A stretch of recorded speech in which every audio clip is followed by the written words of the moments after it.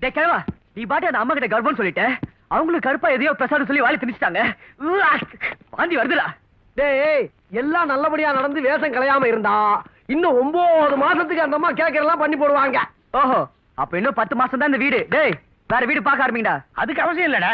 மாடிப்படி கிட்ட உன்னை ஹெவியா உதைச்சி உருட்டி விடுறேன். நீ லேசா அபாஷன் ஆயிருச்சுன்னு சமாளிச்சிரு. கரெக்ட். என்ன விட்டு போறியா? லட்சுமி அம்மா, அம்மா.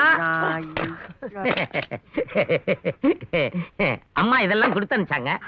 தேன்குழல், முறுக்கு, அதிரசம் இதெல்லாம் தயாராகிட்டு இருக்கு. போய் எடுத்துட்டு வரமா.